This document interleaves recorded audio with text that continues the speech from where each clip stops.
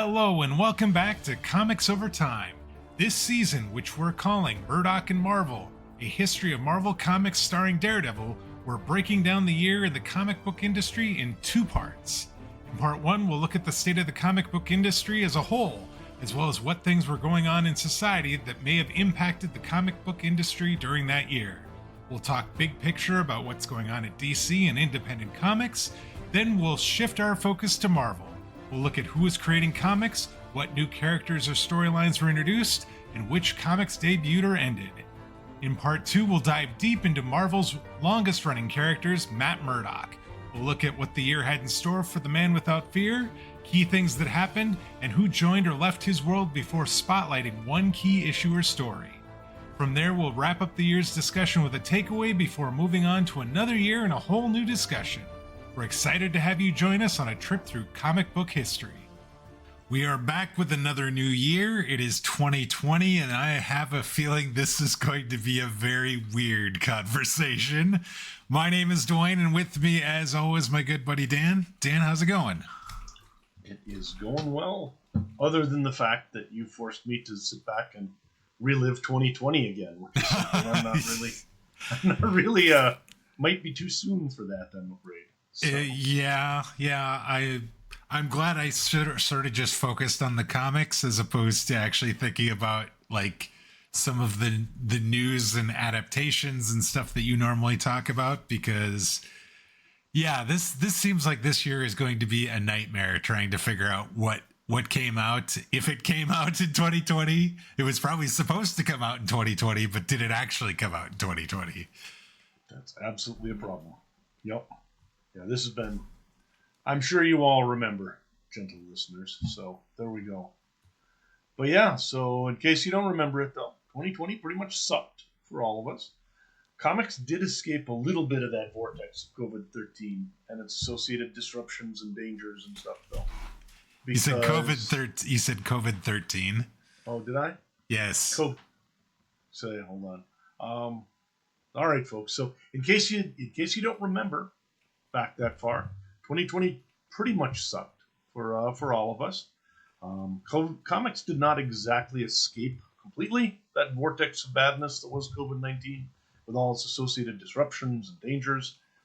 But in actual fact, the industry weathered the first year of the pandemic better than one might have expected. So when we do a global look, you go back and most of Australia's on fire, COVID's causing all sorts of trouble.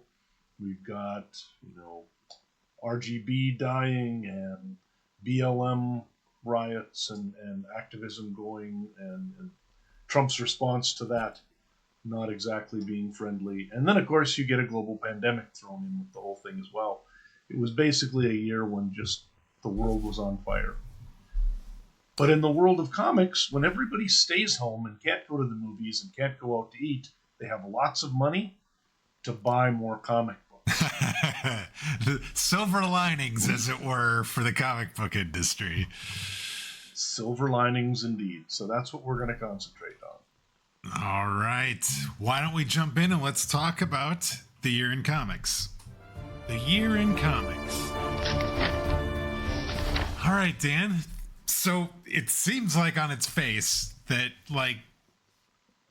comics did okay this year, but let's talk about adaptations first, which, oh goodness, that would have been like, if you were filming prior to 2020, it probably wasn't too much of a problem. However, if you were planning on doing any filming in 2020 and release near the end of the year, that was probably a nightmare.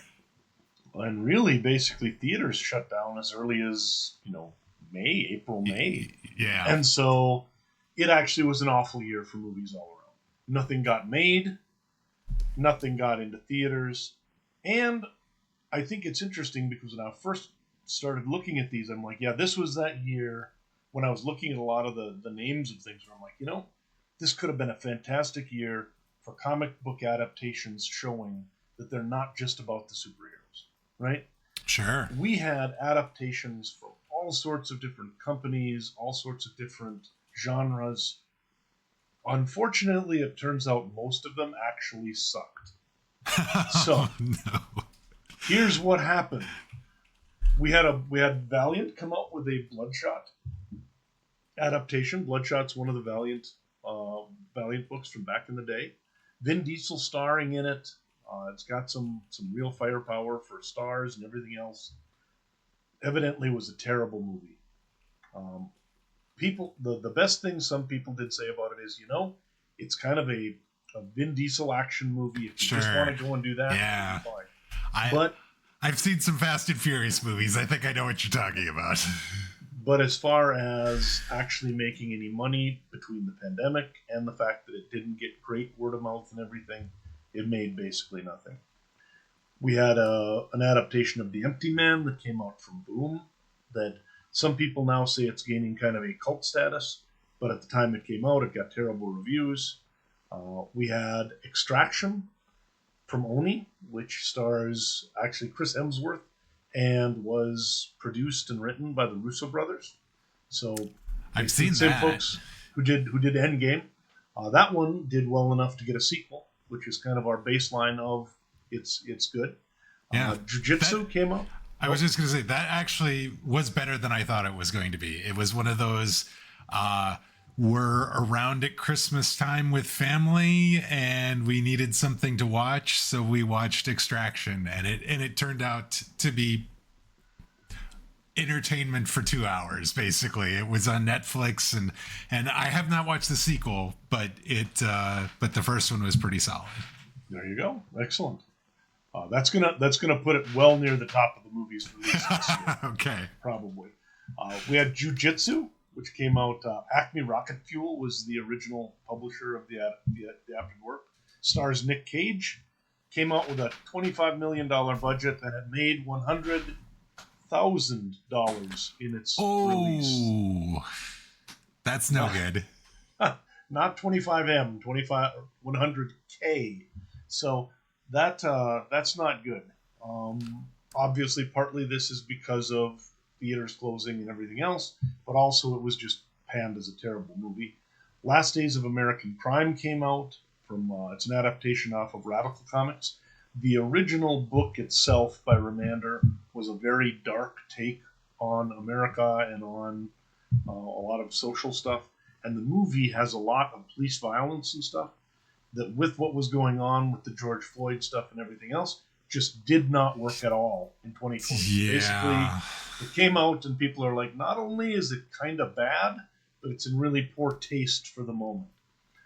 It currently sits at 0% on Rotten Tomatoes with something like 40 or 50 reviews.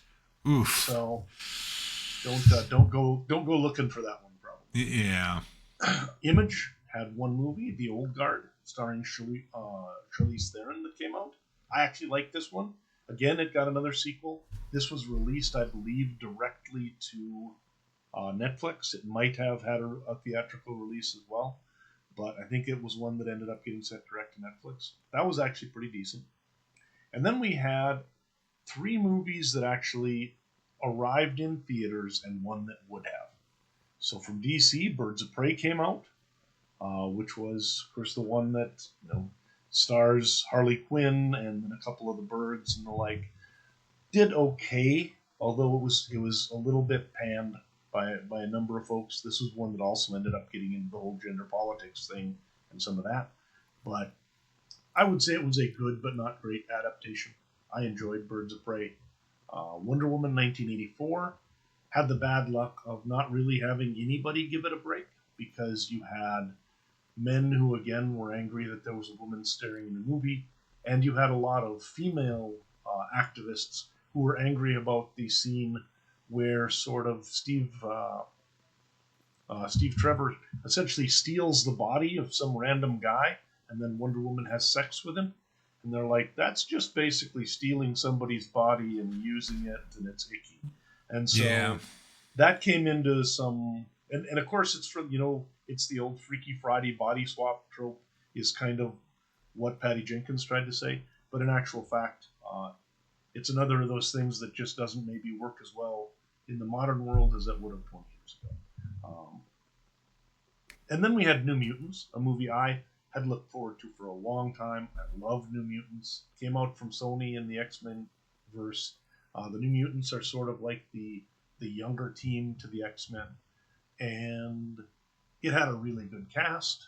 It looked like it was going to be really cool. It was kind of a horror take on superhero movies, but it just didn't really work. Wasn't terrible, but didn't actually make a whole lot of money. And I mean, I love New Mutants, and I didn't love this movie, which was sad to me because I really wanted to. The only other one that would have came out this year is Black Widow, which would have arrived in May of 2020, but with the pandemic and them wanting to get big box office, they delayed it. Eventually, they delayed it for almost 2 years, released it sometime late in 2021 or mid-2021, and instead of releasing it direct to theaters, they dumped it onto Disney Plus with a limited release and ended up basically causing the Disney relationship with Scarlett Johansson to fracture, which sucks. Yes.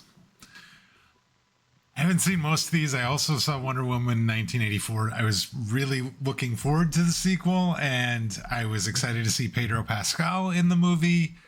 But yeah, that was not quite the follow-up I had hoped for with regards to Wonder Woman. But yeah. To me, the best of these is the old guard. Sounds like for you it would probably be Extraction. Yeah, so. Yeah. I would actually say if somebody was interested in a popcorn action film, Extraction would be worth their time. Very cool. What about on the TV side? What did we see this year with regards to TV adaptations? TV, and I'm surprised I didn't see more of these, as I obviously was not doing anything. Right. Stargirl came out, ended up getting 3 seasons. It was actually developed by Jeff Johns, who people have various opinions about him. But one thing about him that is kind of cool is his sister actually died kind of tragically in a plane crash. And he developed the character of Stargirl, the young new Stargirl, as kind of based her off of his sister, and has now shepherded her through a number of things, including getting a TV series going. And really, it was a fun series, kind of made for teens type of thing. I watched it with the kids. It was good. Something called Hellstrom came out.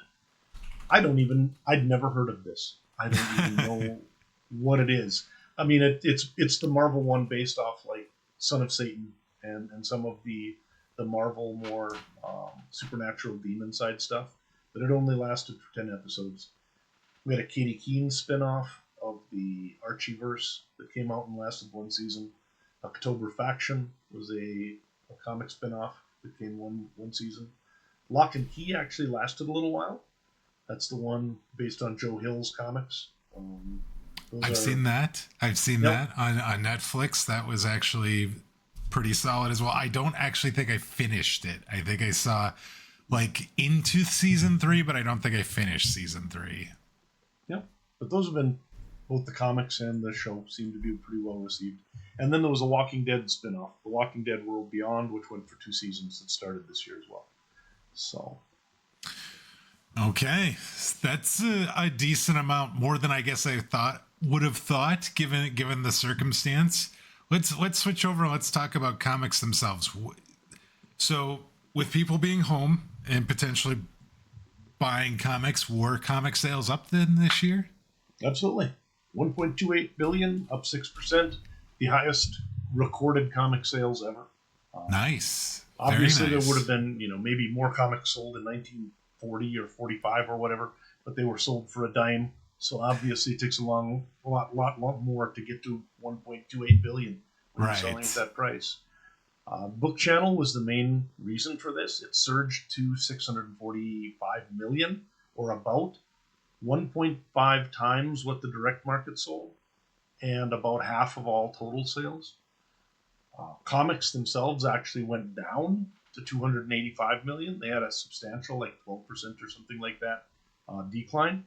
And that's because, or actually it was more than that, maybe 20% or something. The reason is that, as we're going to see, comic shops had a lot of trouble getting product during the year. So, but comics, pamphlet type comics down 200 to 285. Digital sales had dripped down below 100, and they ballooned to 160 million. So graphic novels up, digital up, pamphlets down. Biggest individual selling comic was Wonder Woman 750, or at least it was a top seller. There's also a bunch of Marvel #1s. The problem is Diamond stopped releasing sales numbers in 2020, and the market fractured so that now you have multiple distributors, meaning that Comicron and a lot of the other places that look at comic sales no longer can get as good a picture of what the actual top selling books were. So this is another problem we have as we get closer, is it's harder and harder to actually see what's going on in the market. Is that by design? Do they want that obscurity? Well, I mean, the thing is that Diamond was a monopoly. So because Diamond was a monopoly, they had a unique sort of ability to give sales numbers. Sure. I don't know exactly why they stopped. Maybe it was something to do with having the companies not want to have it known just how much their sales have gone down. But considering things had been recovering, it's generally a pretty good story. I don't know why the big two especially would not want the sales numbers out there, because they make them look pretty good at this point. So, right. Okay. well, I think it was mostly just the change to multiple distributors and everything broke everything. Gotcha. All right. So let's talk about that. So were there a lot of obviously, because of the pandemic, we had individual comic book stores were shutting down for, like foot traffic going into the store and that sort of thing. So that made things really difficult as well. But like you talked about there being some disruption with getting product to those stores. What were we seeing with regards to that? I mean, the big one is that for 7 weeks in the late spring, early summer, Diamond shut down entirely for distributing to stores. So there were almost 2 months where comic stores not only were suffering from the fact that the pandemic meant they didn't get much foot traffic, but when their one and only essentially supplier of product was no longer distributing anything, meaning they had no new books to sell, and also meaning that any of the publishers had no way to get their books actually to people. Right. So for almost 2 months, the comic channel just basically halted. Stagnated, yeah. Yep. During that time, DC actually decided, when Diamond decided to close, that now was the time to do something they'd been thinking about. And they actually moved to a different distributor called Lunar, breaking for the first time in 25 years Diamond's stranglehold as an actual monopoly over the distributing of comics in the direct market. And once this happens, once DC moves, we're going to see that causes kind of a ripple effect where other people start to peel off first.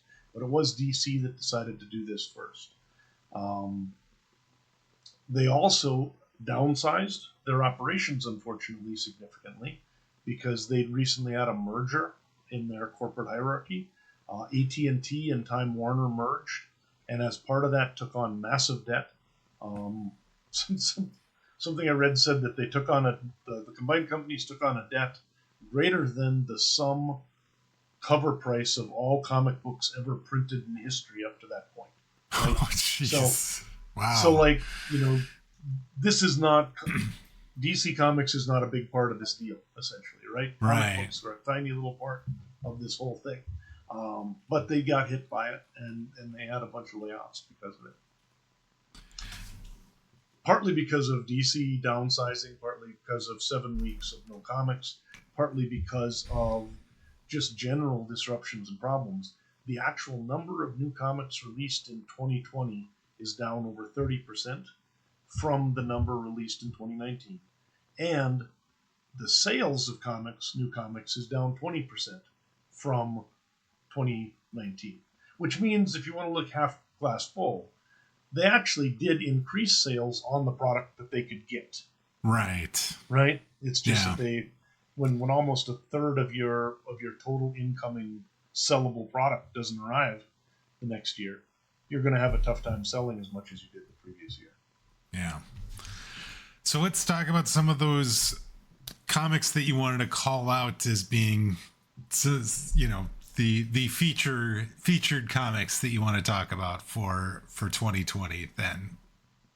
So I mean, it's tough, really, even because again, we don't have a lot of distance to really hit which ones are going to be the classics. But some of my favorites, also shot here is November. There was a new book called Firepower that came out from Kirkman. There was a weird sort of sci-fi book about a bunch of folks who go around having sex and making porn for aliens to try and fund their scientific research, called Money Shot. There was, of course, that was an interesting one. There's a plot, yeah. Daredevil was pretty fantastic this year, because we're going to talk about. A lot of people like that a lot. Jack Kirby, The Epic Life of the King of Comics, came out this year. I really liked that. That was by Tom Scioli. Chasing the Bird by Dave Chisholm was a Charlie Parker kind of biography that I absolutely loved. They came out with a new Teenage Mutant Ninja Turtle story called The Last Ronin this year that was actually really cool and sold a lot of copies, very popular. Department of Truth, Decorum, both good. Brubaker and company came out with another edition of their criminal stuff called Pulp. It was really good. Adrian Tomaine did something called Loneliness, the Long Distance Cartoonist, that I really liked. I also enjoyed Sapiens, A Graphic History, which there was a book called Sapiens, which kind of a history of human civilization that came out a few years ago. And then after that, in 2020, they came out with a graphic adaptation that was really pretty interesting. And then we also had Magic Fish came out this year, which has been a fantastically popular sort of teen graphic novel over the last few years. So it looks like we had a couple very notable passings to occur this year as well. Yeah, and to be quite frank, there are a lot of them. You know, obviously, 2020, 2021, 2022, we were going to have probably a larger than normal number of folks passing away. But the folks I really want to concentrate on, we've got two of them who are creators, comic creators. Dennis O'Neil, or Denny O'Neil, basically died at age 81 this year. He did the classic Green Arrow, Green Lantern books with Neil Adams that I love so much. He did the Batman books with Neil Adams. Denny O'Neil was just a class act. He was a cool guy, and he was somebody who has his sort of footprint all over American comics.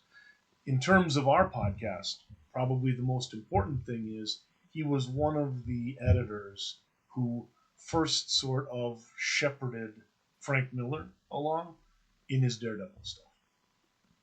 And this is one of the things is I think everybody said he was somebody who was really good at helping younger people and the like. He was a great person to work with. Worked for both Marvel and DC. He worked over at Charlton for a while. Just a really great guy. I remember there being a insert in the comic books late in the year, memorializing him, which I thought was really nice. Absolutely. We also lost Joe Sinnott, who of course was an American comic artist and an inker. He was with Marvel for a long time. Most specifically, he is known as sort of Jack Kirby's personal inker for a lot of the Fantastic Four books. And then also, he ended up continuing on and inked almost all of the first 150 so issues of Fantastic Four. So, fantastic guy. A lot of the sort of classic look of Marvel Comics, he is a big part of. Sure. And then lastly, just kind of a weird one. Milton Glaser died. He was 91. He was a graphic designer who had done a lot of stuff. And he's the guy who was hired and given $1 million, which everybody thought was insane, by DC in the 70s to redesign their logo and came up with that iconic circular DC logo that's sort of been with us ever since in one form or another. So gotcha. Seemed crazy, but DC appears to have gotten their money. they seem to have gotten their money's worth out of that. Yep. Yes. All right, let's talk Marvel for just a moment here. Events that occurred this year and maybe some new characters that were introduced. Yeah, so for new characters, I mean, again, it's tough to tell who's going to actually make a name for themselves long term. but the ones that we at least know enough about to know that they've had some staying power. There was a new book that came out called Strange Academy, and the Strange Academy kids, all of them, debuted, or a lot of them debuted this year. Some of them have started to make some inroads. We had Amulet this year, who's an ally of Ms. Marvel, and L'Oreal, who is a half-sister of Carol Danvers, debuted this year as well. And the other one, there is a new Werewolf by Night, guy by the name of Jake Gomez. So that would be kind of the main ones to talk about. So, right. What about events? Were there any big crossover events that occurred this year? Yeah, we had 2 or 3 of them. The main one was, at least as far as, let me just check here, make sure that I got this right. Yeah, the main ones I would talk about are Empire, which was kind of a cosmic event where the Kree Skull basically tried to invade Earth or get in a battle. And the weird part about that one is that it's actually Hulkling, who's been a hero. He's an Earth hero, who, because of the fact he's technically half Kree and half Shi'ar, or half Kree and half Skrull, it makes sense why he suddenly ends up being their king, I guess. But so he's in charge of this combined army and the like. And then we have King and Bat in black, which is where the god / creator of the symbiotes, like Carnage and Venom and those, attacks Earth and is coming after Venom and all these sorts of guys. So it's that one's yet another one of those that would destroy the Earth at a point where people would just lay in their house sobbing for the better part of decades if it actually happened. But New York is back up and running in like 2 months, of course. So, yes. All right, let's quickly talk about the Eisners then for 2020. What were the award-winning comics and comics creators for this year? So, a cool one, best continuing series. Stan Sakai's Usagi Yojimbo wins that. I think it might be the first time. He's been around for 20, 30 years, but he gets the actual continuing series award. Limited series, Matt Fraction and Steve Lieber's Jimmy Olsen series won, which is crazy. Jimmy Olsen always gets made fun of, but here we are with not only it winning an Eisner here, but of course back in the day the New Gods kind of debuted in Jimmy Olsen series. You can laugh at them, but occasionally there's some good stuff that comes out there. Best New Series, Black Widow by Kelly Thompson. Publication for kids, I think this was cool. Both the 9 to 12 age group and the 13 to 7 age group were won by the same guy. So Superman Smashes the Klan by Gene Luen Yang actually won for 9 to 12, and Dragon Hoops by Gene Luen Yang won for 13 to 17. So we had 2 graphic novels that won the Eisner for best in 1 year. Nice. So that's nice work. Good year. Yeah. Best writer, James Tynion for like Something Killing the Children, Wind, Department of Truth.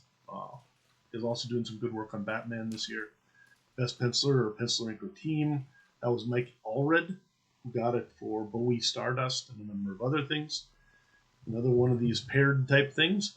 Best colorist was Laura Allred, his wife, who won for, among other things, Bowie Stardust and a few other things. So that's kind of cool. I don't know if we've ever had a husband-wife team win separate Eisners in the same year. But best lettering, Stan Sakai. Best comics-related periodical was Women Write About Comics, Nola Fau and Wendy Brown. Best comics-related book, Invisible Men, The Trailblazing Black Artists of Comics by Ken Quattro. And best academic scholarly work, Content of Our Caricature, African American Comic Art and Political Belonging by Rebecca Wanzo. That one got pretty dry, by the way. I love me some academic scholarly work, but sometimes they do get a little dry. So. Okay. All right. What about the Hall of Fame? What were some of the judges' choices and then the voters' choices for this year? Judges, for the most part, went old school. They had Alberto Breccia, who was an Argentinian artist, somebody who, one of the people who was really sort of lobbying for him was Frank Miller, because he said he was one of his great influences. He did a story, a kind of a noirish type of cartoon called Mort Cinder back in the day. Stan Goldberg, who was, of course, Marvel's Silver Age colorist. He was the guy who initially decided what color Spider-Man's costume would be and what color Fantastic Four's costume would be. And so he is definitely somebody who's pretty had important, yeah. you know, but he also, besides doing a lot of that, he just colored everything that Marvel did for a long time. He was, Okay. I think when we were doing a lot of our, who's the person who's got the most credits, he's one of the people who has more credits than anybody else in the history of Marvel. Very early on, yeah. Francois Mouly, she worked on Raw for a long time as sort of the editor of it, and then also was an art designer or something like that for the New Yorker. She's married to Art Spielman, and the two of them kind of worked together on Raw and trying to bring Underground Comics and the like a little bit more publicity and get them out a little bit more. Raw was a cool book. They did a lot of neat stuff with design and everything with it. And then we had a 1940s artist called Lily Renee Phillips, who was one of the first women working in in comics. What's interesting is her and one of the voters' choices, Ruth Atkinson, both worked starting in the 1940s, because like with almost every other industry in America, when the men were going away to war, one of the ways that comic companies were able to fill their rosters out to be able to put out comics was that they found talented women artists, brought them in to work on books during the war. Both of these women worked solidly through World War II, worked a little bit after, and then by the 50s they'd largely retired and were raising families. So, very different career path than, say, a Jack Kirby, who just keeps making comics until he's 90. So. Right. What about on the voters' side? Well, we had Ruth Atkinson there, the other woman from the 40s. Also, we've got Dave Cockrum, who, of course, helped to create the new X-Men. He did Marvel's back. He was co-creator of Black Cat for Marvel as well. And he redesigned a lot of the Legion costumes and did a lot of great artwork with that. He also did books like the Futurians graphic novel and the like that I really liked. He's one of the greats of sort of that 1970s era. And then we got Neil Gaiman, Sandman, American Gods, all that sort of stuff. This is 4 years before. Luckily, now he probably would have trouble getting in because there'd be all this other crazy stuff to deal with.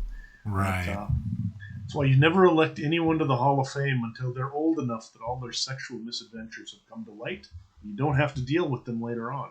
So, unfortunately, yes. Scott McCloud, Zot, Understanding Comics, one of the most important people in the history of American comics criticism, and just one of my favorite creators. So, Zot was cool. Understanding Comics and the other books he's done, even continuing up to this last year when he worked on Cartoonists Club. Just a fantastic guy and a fantastic creator. So, all right, as we wrap up the look at comics, Dan, what would you say was your favorite comic from 2020? I really am having a tough time figuring exactly which one would even be the one I'm going to say. I'm just going to go with November because I know I really did enjoy that. The other option would probably be the Last Ronin, because that was a nice bit of nostalgia at a time when nostalgia felt good. Sure. No, that makes a lot of sense. All right. That is a pretty good look at what was going on in comics in general. I think now it's time we jump in and let's see what was going on in 2020 for Daredevil. The year in Daredevil. All right, Dwayne. So, seeing a lot of stuff here that Daredevil was in for a year where there wasn't a lot of stuff being published. So, somehow, we got a bunch of Daredevil comics out, like a full year of them, even in this whole mess. And we did a lot of your True Believer type stuff and everything. Yeah. Tell me a little bit about these. What was going on and who was making them? Yeah, so it was there are a number of appearances here. I think that there's probably, like you said, there's some reprints and stuff here. A lot of number ones, so they're, like I said, they're either reprints or they're just one-shot things. As far as the main Daredevil run, we have volume 6, we had issues 13 through 23. So that's all basically a full year of Daredevil. We had a Daredevil annual this year as well. Beyond that, he was in Jessica Jones' Blind Spot #1. He was in Tarot, books 2 and 3. He was in the True Believers, The Criminally Insane, Bullseye. Imagine that. Yep. And just as a note, anything that says True Believers is a reprint. Okay. Then we had a Criminally Insane Purple Man #1. We have Hawkeye Freefall, issues 3 and 4. We had Captain America Marvel Snapshots #1. Another True Believers, Black Widow and Daredevil. We had Amazing Spider-Man, Sins Rising, Prelude #1.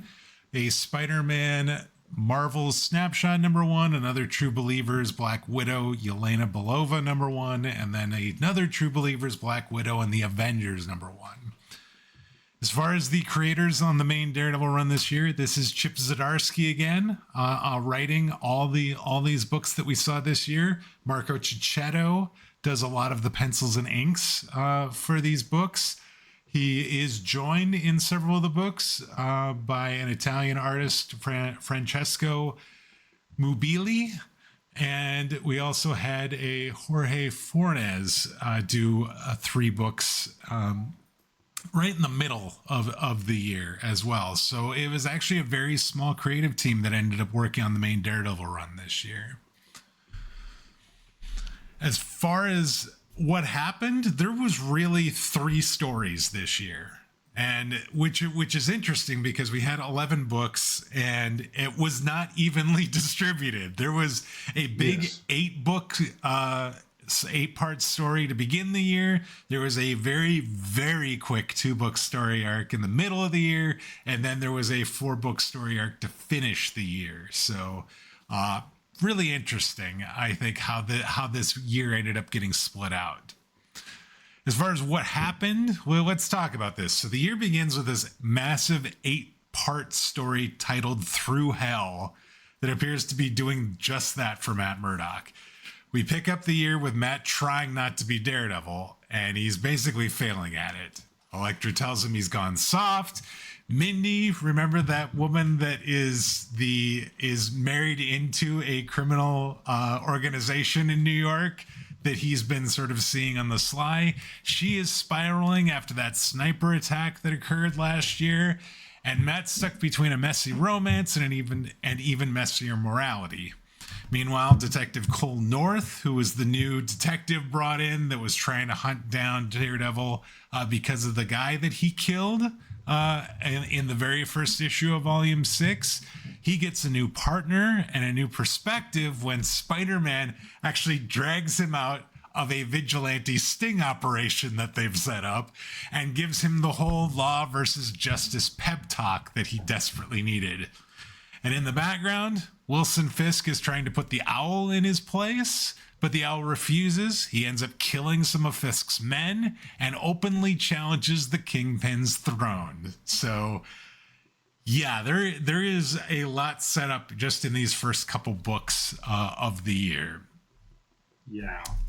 So, a couple things. First off, Mindy. Does this seem like a character that there is no character design for? Because Mindy looks completely different every time a different person draws her.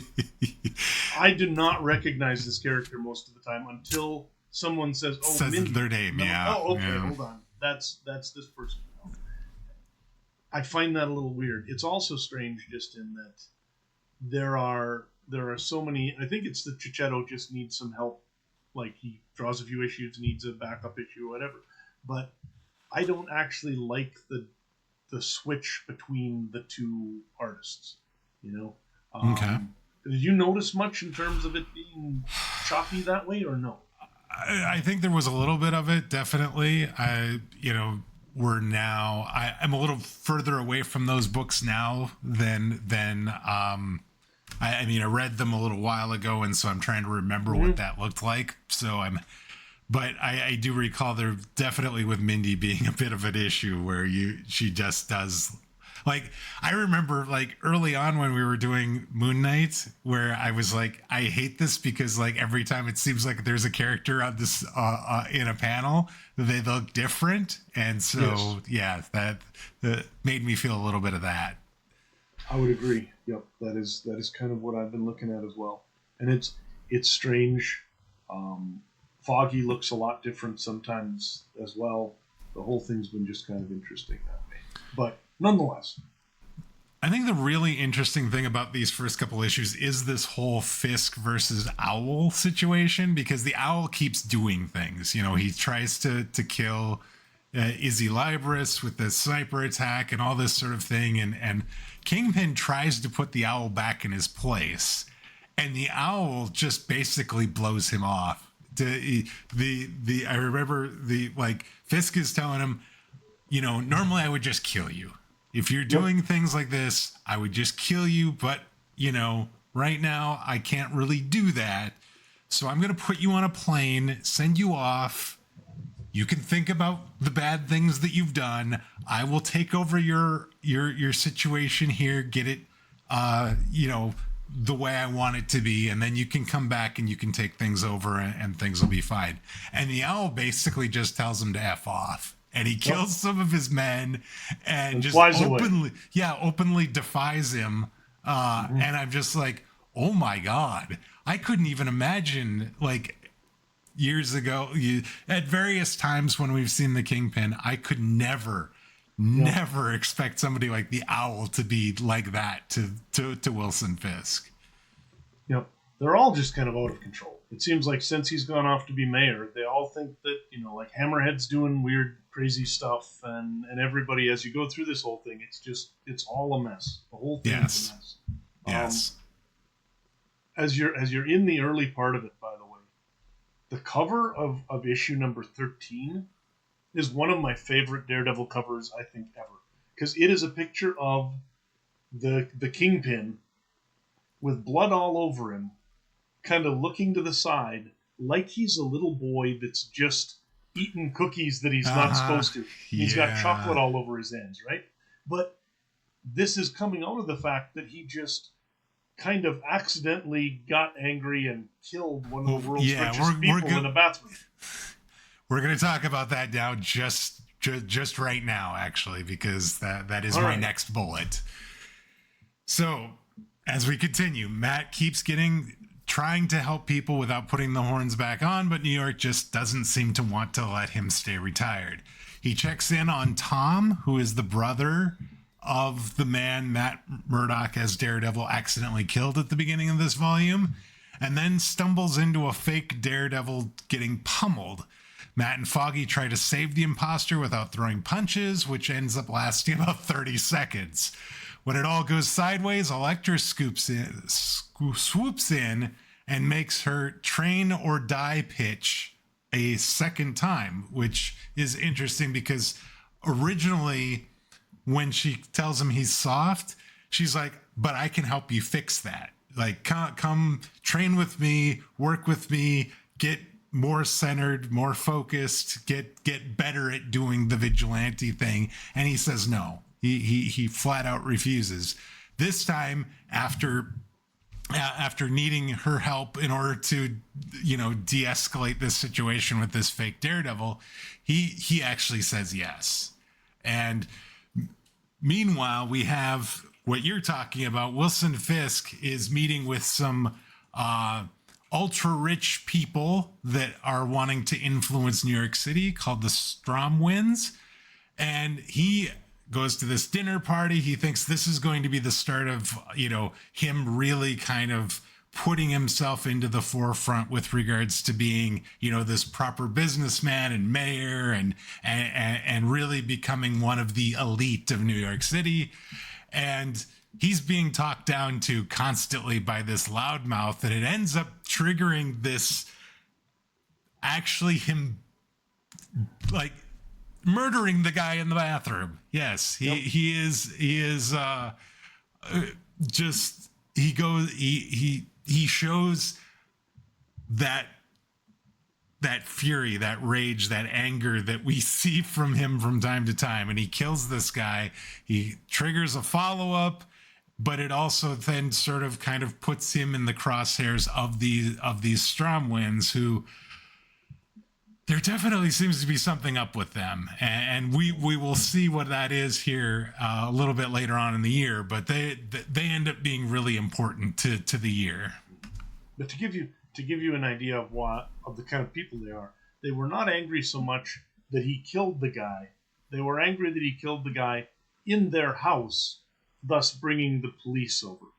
They're like, you could have at least had the courtesy to murder our friend someplace else so that we don't have to worry about it. Yeah, it was that, and they also were they were upset that he didn't ask permission to kill the guy first. Basically, that is also true. It is he is their friend, so you need to ask their permission to kill him before you actually go ahead and kill him. So yeah, these are not good people by any stretch of the imagination.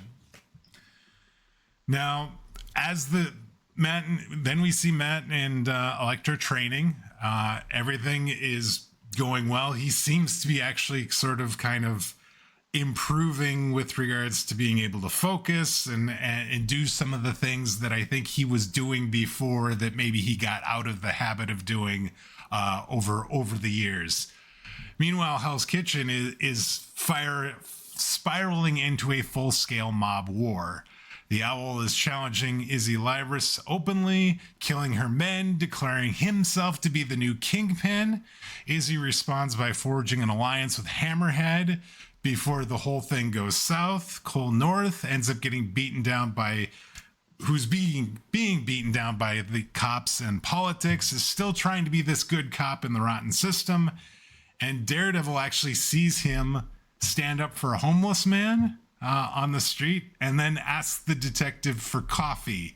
And then we get, I feel like it was like ended up being that from Born Again when we see Matt Murdock and Wilson Fisk sitting in the diner talking and drinking coffee and reminiscing. It was a little bit like that, only it was Matt Murdock in the Daredevil suit talking with Cole North, and they have a brutally honest conversation about guilt, accountability, and the difference between lawful and right that starts to bridge the gap between them. And we actually learn that the reason Cole North is in New York and not Chicago, where he's from, is he inadvertently accidentally killed a kid who he thought was carrying a gun. Turns out it was a toy, and he shot and killed a kid. And talks about I doing what's right.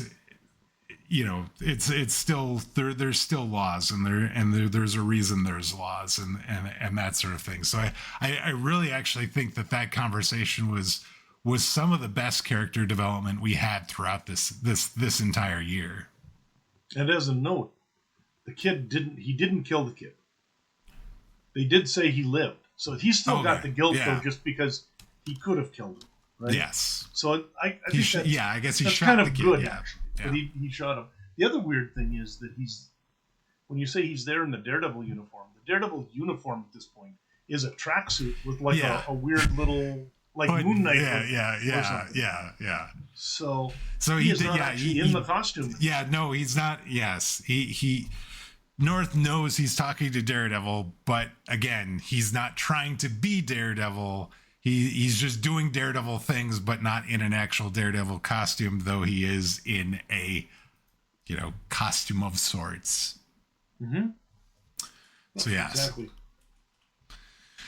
So as we go further, we have the Stromwind's influence becomes the heart of this conspiracy, pushing the story from a street-level grit into political corruption. What we find out is they have convinced the governor via massive donor pressure to pull police out of Hell's Kitchen entirely, setting up the neighborhood for collapse so that they can swoop in and buy it, revitalize it, and then sell it off for a huge profit. Matt and Elektra infiltrate the governor's summer home, confirm that the Stromwind's plan, and then tumble into a emotional and romantic reconnection. Meanwhile, Fisk is punished by the Stromwinds for his unauthorized murder, forced into a brutal fight in their office, which was actually sort of crazy. They just brought in a bunch of like highly like these like bodyguards in like police riot gear, and Fisk had to start fighting them. He ends up brutally losing, and he ends up getting thrown out a window of a short high-rise building that they're in. And he's reminded that they still think of him as a thug, because they call him a thug as he's getting thrown out the window. This was actually one of the craziest moments of the year for me. Just reading this, seeing Fisk go in, he's apologizing for everything that happened, and they're like, no, we know what happened. We understand. We're upset that you didn't ask our permission, that you did it in our home, that you had police come to our house. We don't want police at our house. And so you're going to get punished. And part of the punishment was he had talked at this dinner party about this like marijuana farm land that he was getting, because they were potentially going to be getting a law through that would allow for marijuana to be grown legally in the state.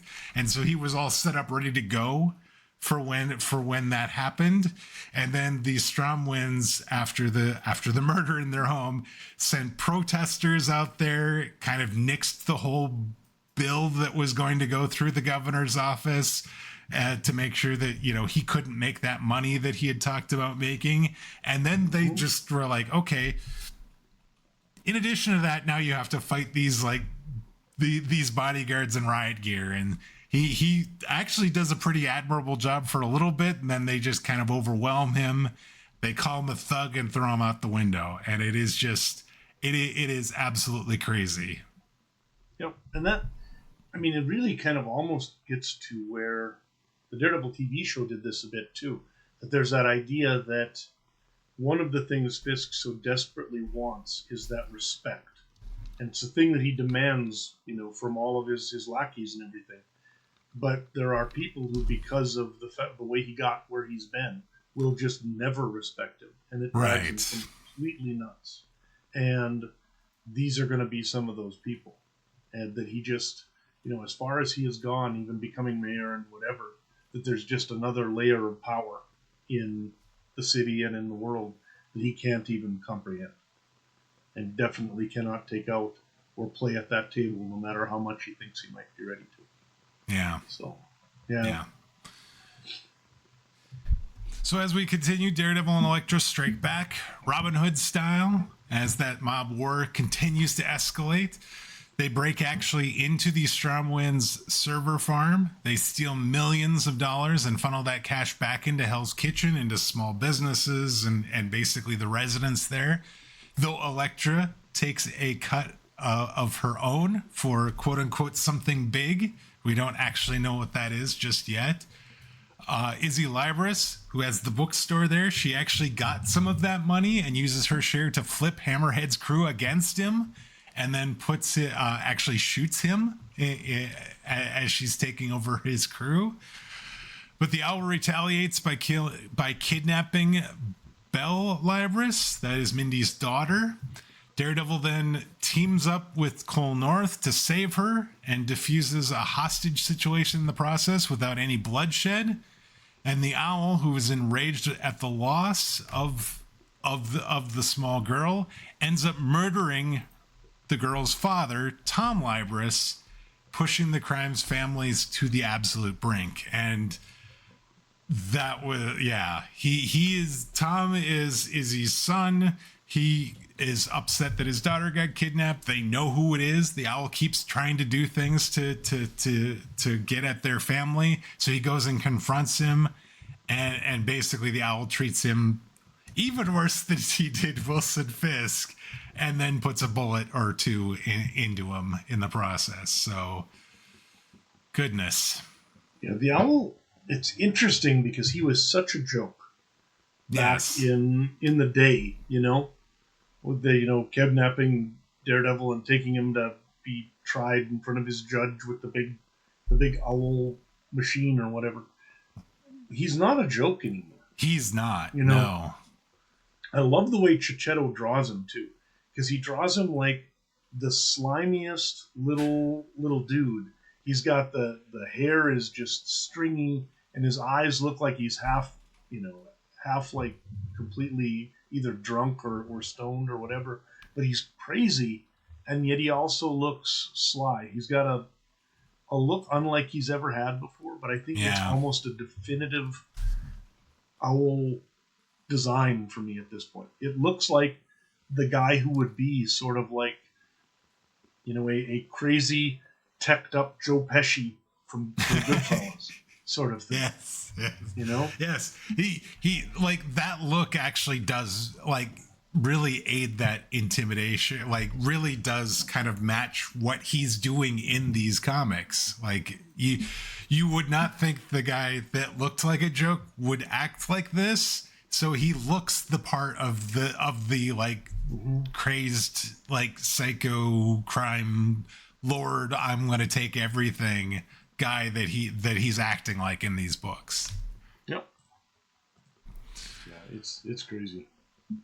So just when we think things can't get any worse, the Strom winds pulled the nuclear option. Police are finally getting back into Hell's Kitchen as the neighborhood refuses to collapse. The Strom winds call Fisk and tell him a purge is coming, and they deploy a nightmare roster. Bullseye, Rhino, Crossbones, Bullet, Stiltman to wipe the slate clean.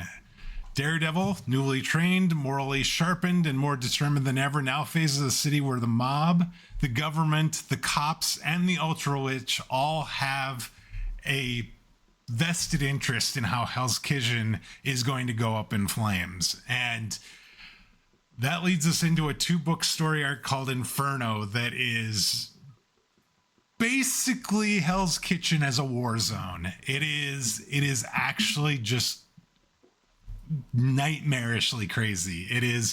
It reminds me of like seeing any sort of like war coverage on like CNN or something, only this is like presumably in the streets in New York. It is absolutely crazy. Yes. Why does anyone live here? I mean, going all the way back to Nuke and before, the number of times that this entire area has just gotten trashed by these supervillains and the like, it's crazy. Absolutely crazy. And so here's the thing is there's not really a Daredevil right now, or there is a Daredevil, but he's not in the Daredevil costume. He's not going out and doing these things on a big scale. And so the heroes are basically just regular people trying to stand up for their homes and their small businesses and their friends and family.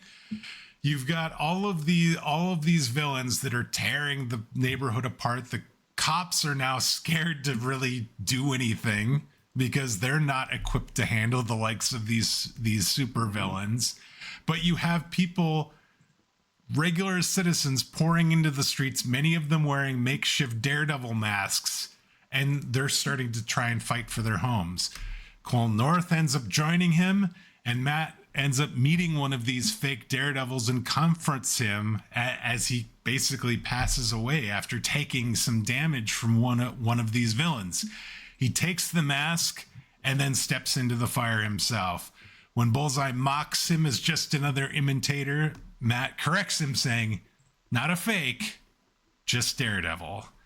And across the neighborhood, we see that Sister Elizabeth, who Matt Murdock has been seeking counsel from throughout his time in Volume 6, she reveals herself to be Typhoid Mary across all of this, and she throws herself into the chaos as well. Fisk and Wesley initially watch on helplessly as all these villains slaughter citizens, and when Matt Murdock comes in as Daredevil, Mary comes in, tries to coordinate with him. We see Wilson Fisk actually stand up and start fighting as well. And it's really, really, really interesting because you've got I did not actually think that Wilson Fisk was going to do that. He basically goes on the street and starts punching people, as you'd expect him to do. It's actually quite something. So as this kind of chaos brews to a head, the Owl's men decide to kind of abandon him, unwilling to aid in the destruction of their own neighborhoods, because many of them are from Hell's Kitchen. And Fisk storms into the streets himself, beating the Owl senseless, as news cameras capture the destruction that the Stormwinds have unleashed. Because what they've done is, in addition to sending all these villains in, they sort of like locked out any communication into or out of Hell's Kitchen, so nobody knew what was going on. And in fact, it was an elderly woman calling and leaving a message to the Daily Bugle that Ben Urich hears, that actually gets some people to start being like, we haven't heard anything from Hell's Kitchen in a while. They're saying the thing is being, overrun with villains and like mobs and all this sort of thing. We should probably go check that out. And it's like, oh, hey, turns out all this stuff is actually happening. This is actually really crazy. Yeah, it was weird.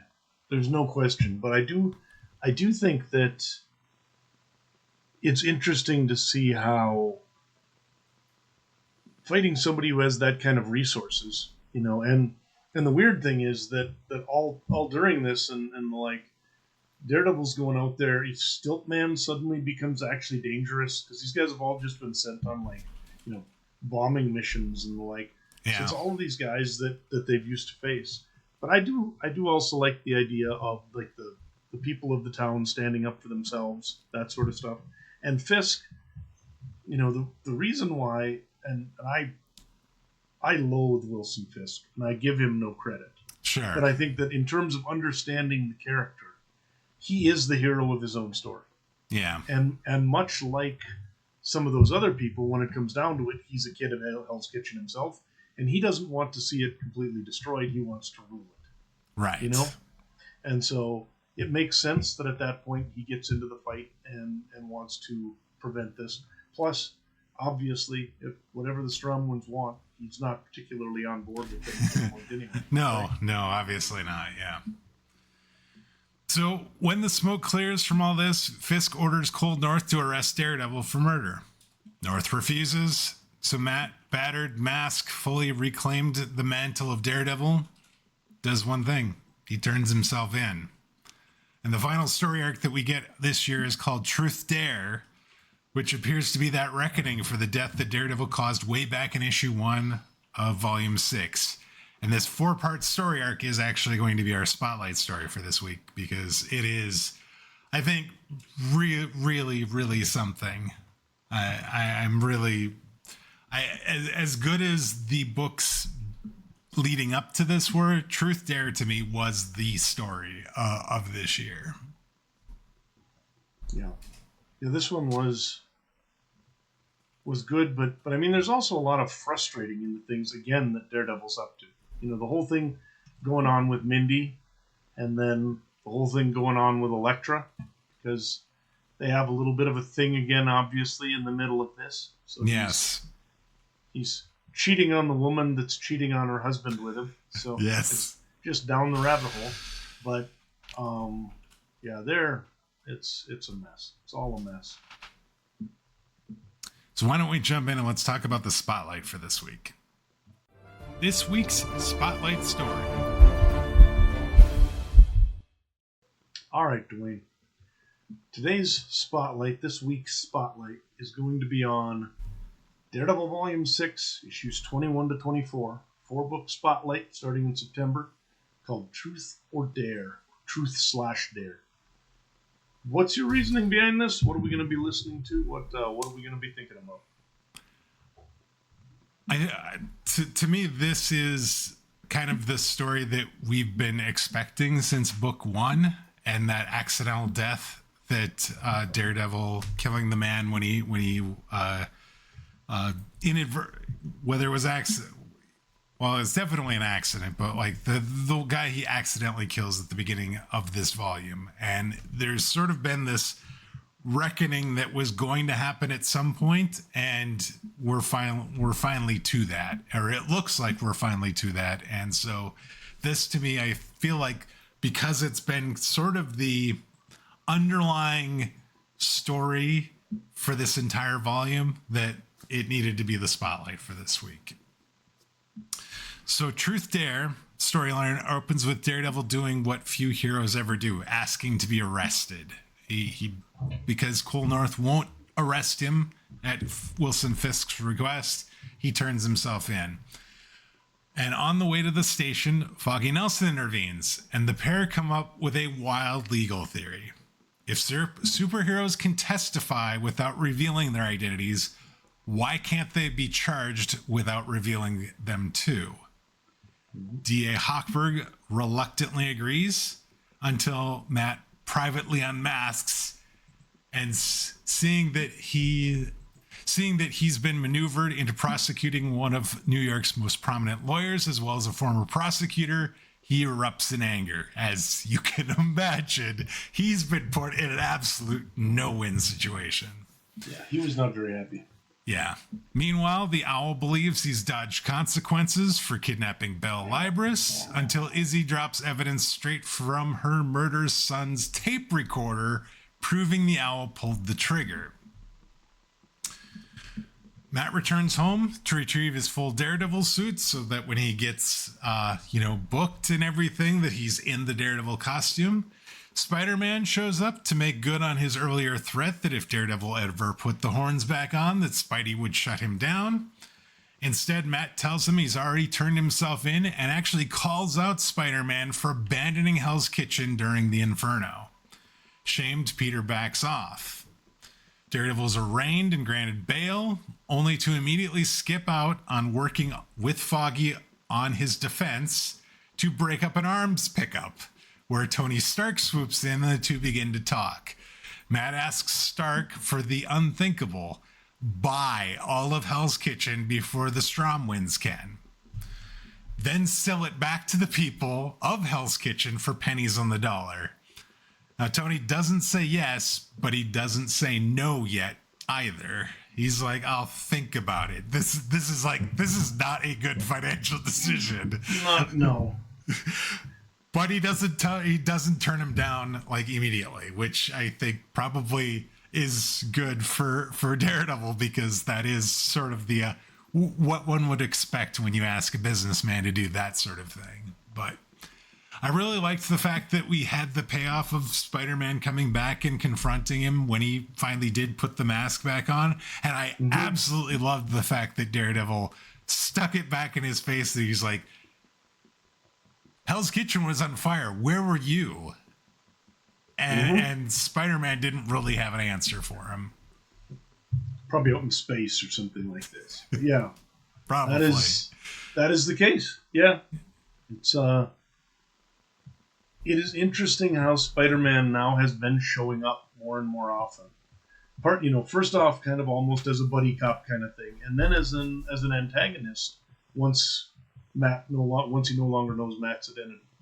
Like for Spider-Man, the fact he doesn't really know who this guy is, and that there's been this violence that Daredevil did. Spider-Man's a big part of the reason why he needs to go sit in jail or find a way to get through this. Right. Yeah. So meanwhile, we have Wilson Fisk, who is trying to figure out what to do next with regards to the Stromwinds and being mayor and all this. He actually ends up visiting Mary at the church. She tells him that she's in love with him, and that actually kind of leaves him rattled a little bit. And that was a really interesting exchange as well. He also meets with Izzy Libris, promising the Owl will rot behind bars, and is preparing a major summit of the New York City crime families. And he actually makes it a point of specifically making sure that she's going to be attending when this happens. Foggy, seeing how huge this case is against Daredevil, secretly calls in Kirsten McDuffie to help. But Matt, distracted and restless, clashes with the both of them. And then with Elektra, who calls his decision to surrender and actually get potentially booked selfishness masquerading as selflessness, which I actually loved that statement. That was great. Before she vanishes into night, though, she hands Daredevil one critical tip. Fisk's big meeting is happening soon. Now, that meeting, that gathering of the city's crime lords, he actually names Izzy Libris the new kingpin of New York. Someone who could keep the syndicates in line where raw fear can't. Daredevil and Spider-Man actually end up crashing the meeting, make their threats, and then spend hours afterwards talking, bonding over the dark truth that both have accidentally taken a life. Meanwhile, as the trial is rapidly approaching, Foggy finds himself cornered by Kirsten and actually drags Mike Murdock, the magically created brother, to pass off as Matt Murdock on the defense team, because Kirsten's like, why isn't Matt Murdock helping to, he's friends with Daredevil more than anybody here.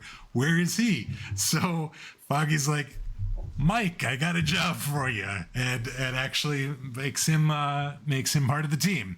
When Daredevil arrives to see Mike posing as him, he's furious, thinking things might have gone according to plan.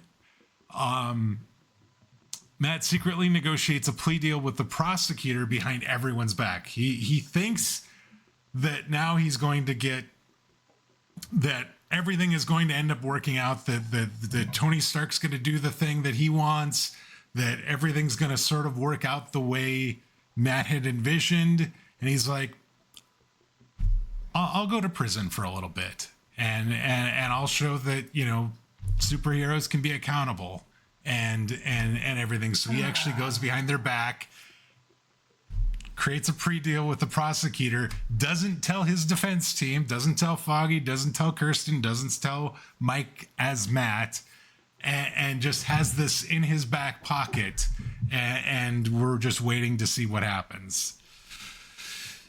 This sounds like Matt Murdock, though, doesn't it? The hubris of the man doing things without consulting or talking to anybody. I feel that if either you or I treated the other one the way that Matt Murdock treats Foggy, we would not have a podcast for 5 years. It would have lasted like a week or two, maybe. How has Foggy put up with this guy for 40 years? Why? What has this poor guy done to have deserved this? I mean, it is... I don't know. I don't know. It just when you think he can't do something else, he just goes and does something else. And he doesn't tell him. So Foggy's doing all this work, getting things ready, getting everything, and then Murdock just swoops in and ruins it all. It's like, yeah. He should strangle him in prison. He really should. So yes. Not that he could, but he should. Right. So we find out Tony Stark does in fact agree to buy Hell's Kitchen at a property auction. But when he goes to do it, somebody outbids him and then crashes his servers before he has a chance to respond, leaving control of the neighborhood in some unknown hands. This was actually crazy. The next morning on the courthouse steps, actually in the car on the way to the courthouse, Daredevil confesses to Kirsten that he's accepted a plea deal arranged by Matt Murdock, but now wants to fight those charges because now he does the Stark Hell's Kitchen buy is didn't happen, and suddenly it must be the Stromwinds that got it, and now he needs to fight the Stromwinds and can't go to prison. It is actually crazy. Inside, the gallery is packed with street-level heroes in their civilian identities, and just before the judge enters, Elektra whispers the final plot twist for only Daredevil to hear. She's the mysterious buyer of Hell's Kitchen. She bought the neighborhood so Matt could protect it. Relieved, Daredevil then abandons the fight that he's just declared that he wants to do to Kirsten in the car and accepts responsibility, pleading guilty to second-degree manslaughter. And with that, Daredevil, Matt Murdock, appears to be headed to the one place even he may not be able to help anyone, and that's prison. Again. And that Yeah, again, yes. This isn't the first time. Guy spends a lot of time in jail for years, I gotta tell you. So, yeah, it's crazy because that's the last time we saw this was when Bendis left. Bendis Yep. dumped Murdock into prison and then left him for somebody else. Yeah. Drew Baker will solve it. Right? Presumably, Chip Zdarsky is going to be the one having to deal with this, though. He is taking care of his own business at least. So there's that. Yeah, this is interesting. I really wish the final issue had been drawn by Chichetto there as well, because the last one was done by somebody else. And I mean, all of the Marvel artists are good and everything, but I love Chichetto's stuff. Yeah. Hawthorne, somebody named Mike Hawthorne did that. And it was a very different feel. Considering it was a 4-part series, it would have been nice if Chichetto would have been able to do all of it. I love the way he draws all of the female characters. I think that he's got a really cool design for Elektra. What's her name? Mary looks sort of more normal, but also scarier than she's looked in a long time. When she does. He draws her. So it's just Chichetto is an absolutely and it might be Chichetto, I'm not sure. Absolutely fantastic artist. The stuff he's doing on Ultimate Spider-Man this last year or so now in 2025, 2024 and 25 has been unbelievable. He's just really one of the current stars of the Marvel Universe. And Daredevil was lucky to have him. Yeah. Those issues are amazing. So yeah, so this was just a really impactful story. There was a lot to unpack there. That I don't believe this kind of overview of what happened really does it justice. I would highly recommend if you thought this was interesting to go and actually read these books yourself, because this was a brilliant story, and obviously, like you said, the artwork across these books, specifically the Chichetto parts of it, I think were really well done. Yeah. We saw them previously in a world with LMDs like the life model decoys. Why doesn't he just have a life model decoy ready so he doesn't have to have like Mike Murdock come in or something? I'm sure he could go to Fury and go, hey, I could use one of those life model decoys. Yeah, hook me up with an LMD so that I don't have to go skulking around everywhere. I can just, live my life. But in any case, it is a really interesting year. I don't like it when the good guy goes to prison, and a lot of times Murdock's sort of determination to be kicking himself in the shorts just because something happens. He didn't intend to kill this guy. Right. It was truly just an accidental thing. Yes, selfishness masquerading as selflessness. That is those 4 words are just emblazoned in my head when I saw that. There was, out of everything that Chip Zdarsky has put on the page, like those words just nailed it for me. Yep. I absolutely loved that. Yeah, absolutely. Yeah. All right, should we jump in and talk about the rapid fire questions? Bring it on.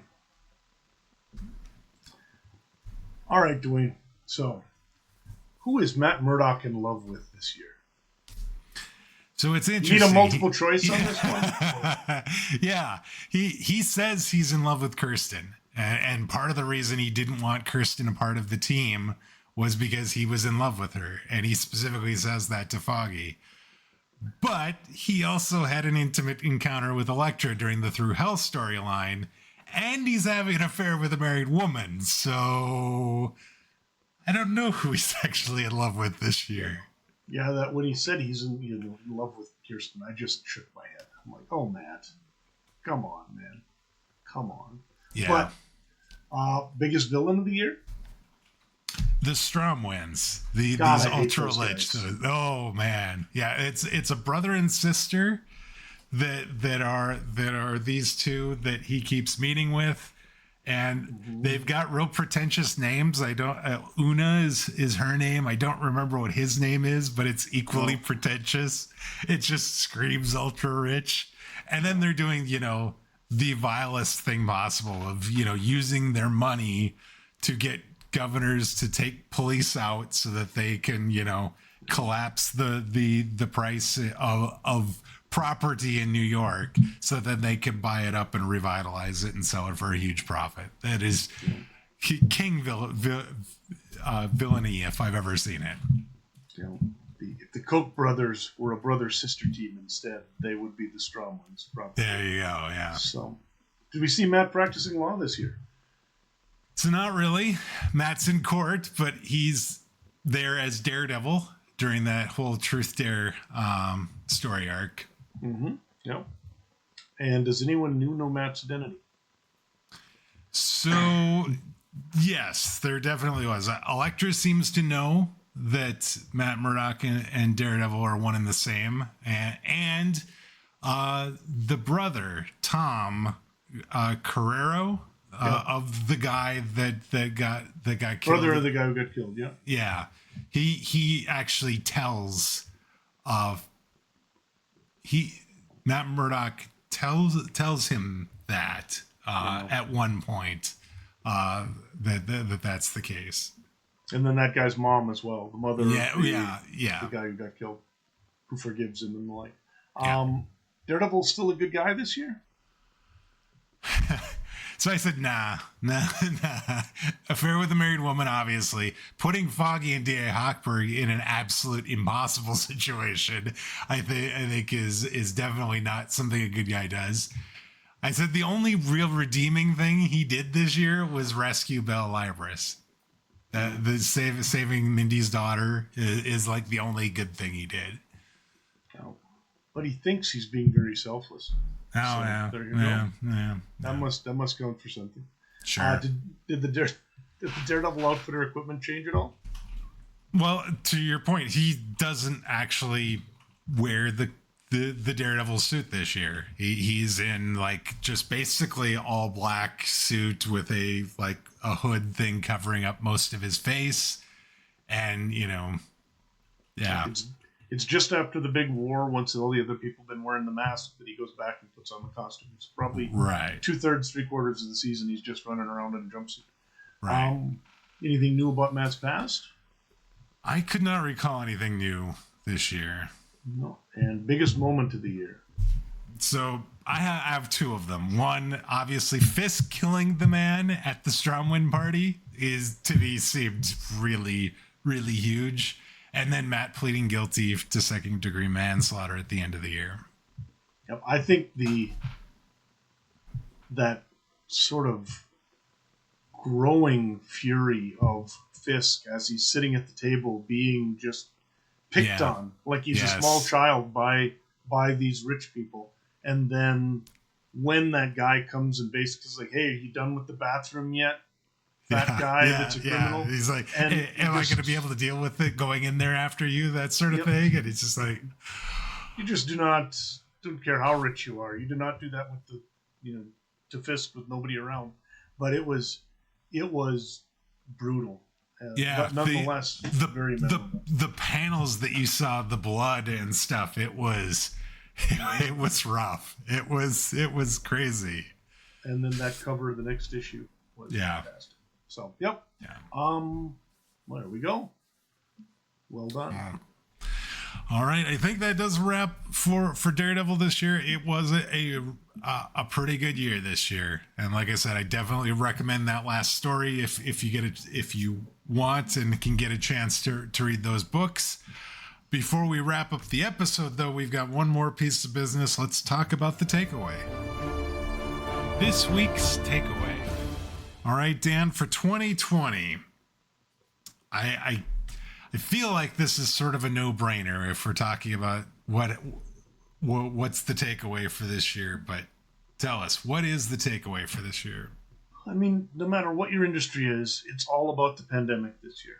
But I think that the interesting thing in the comic industry is that for decades you have basically the entire comic world revolving around the direct market and comic book shops. And now suddenly, comic book shops are hardly able to do business. Comics are not getting to the shops. Diamond is losing its monopoly. And yet somehow comics make more money than ever. Yeah. And so what I think the pandemic did to a certain point this year is made it very obvious to comic publishers that they don't need the shops as much as maybe they thought they did. And obviously we still do, but if comics are going to survive in the future, there needs to be more than just one channel for people to get them. And bookstores and other channels really stepped up. The other thing that was interesting is that you find just how much people sort of budget for comics. And if they can't buy them any other way, they'll go back and find old ones, because the sales of old comic books absolutely took off. If I'd have had the good sense to just sell my entire old collection in 2021 or 2022, I'd have made like tens of thousands of extra dollars, because it is the rush to sort of sell stuff that happened, coming out of that. Almost all collectibles, cards, the comics, basically anything, just kind of blossomed in value over this time. But it definitely was a matter of you saw the secondary market react with some strong sales. People bought all the comics they could get, not only in stores but elsewhere.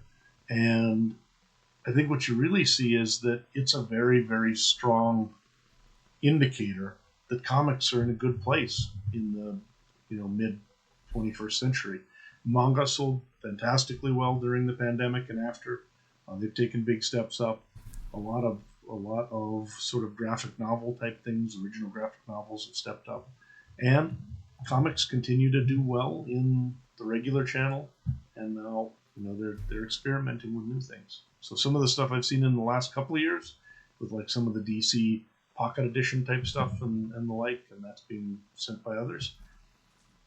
I think a lot of that was learned out of the pandemic, that there's a lot going on outside of shops and that they need to find ways to actually keep up the momentum that the pandemic gave them. Yeah, when you mentioned the fact that there was this big lull of time there, almost 2 months, where they couldn't get new comics, part of that sort of surprised me, but also didn't surprise me. But I guess it did surprise me that comic sales were so good in spite of that, and the fact that digital comics kind of went through the roof this year. That totally makes sense that would have happened, and that if you can't go to the store, you can't get it at the store. That digitally, that seems to be like the way you would do it, right? I think you also found that a lot of people were really dedicated to making sure their store survived the pandemic. That we didn't lose a lot of stores during the pandemic, because there were stores that closed, but it was really a tough time for retail, and most comic stores survived the pandemic, or at least they survived at a higher rate than they have most other significant economic challenges. And right. So I think part of that is that there were things to help small business out there, and part of it just was people would go in and buy back issues, and usually even if you can't browse the store, we'd find ways to buy stuff to keep things going. Yeah. All right, and with that, I think that's going to wrap it up for us for this week as we get 1 year closer to present day. We'd like to thank you all for joining us. If you're new to the podcast, please consider subscribing on your podcast player of choice. That way you'll get each new episode as soon as it's released. If you've already subscribed, we'd appreciate if you'd share the show via social media or leave us a review. That'll help other new listeners find the show that much easier. Now, whether you're new to the podcast, you've been with us from the beginning, we'd love to get your thoughts on this week's show. What do you remember about 2020? What comics were you excited to get and read? Did you read the Daredevil books from this year? What did you think of them? Give us your thoughts. You can send those to us via email. That address is comments@comicsovertime.com, or you can reach out to us on Blue Sky. We are at Comics Overtime there. Dan, 1 year closer, 2021 up next. Daredevil's in prison. Hell's Kitchen is owned by Elektra. Can only see good things coming, I think. Some weird stuff going on. It's going to be interesting times for Elektra fans coming up, though. It has been the 2020s are an intriguing time for that character, so interesting to see what's coming there. Yeah. But for now, sir, it's been fun. Yes, until next week, take care, everybody. See you later, folks.